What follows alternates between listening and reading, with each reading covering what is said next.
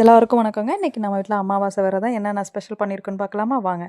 சோறு, அப்புறம் பார்த்திங்க அப்படின்னா பாயாசம், பாதாம் முந்திரி எல்லாம் போட்ட ஒரு செம்மையான ஒரு பாயாசம், அப்புறம் கெட்டி தயிர், ரசம் வச்சுருக்கோம், உருளைக்கிழங்கு பொரியல், தண்ணி, நெய் வீட்லேயே செஞ்சு வச்சுருக்கோம்.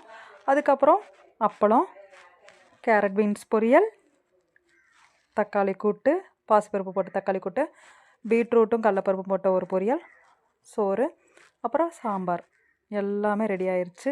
சாமியும் கும்பிட்டாச்சு இன்றைக்கி நம்ம வீட்டில்.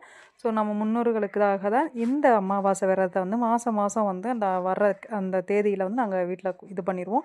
ஸோ எல்லோரும் நல்லா இருக்கணும், அந்த இடத்துல நானும் நல்லா இருக்கணும்னு சொல்லிட்டு இன்றைக்கி நல்லபடியாக சிறப்பாக வந்து சாமியை கும்பிட்டாச்சு. அப்புறம் விரதத்தை விட்டுட்டு உட்காந்து எல்லாருமே விரதத்தை விட்டு சாப்பிட்டோம்.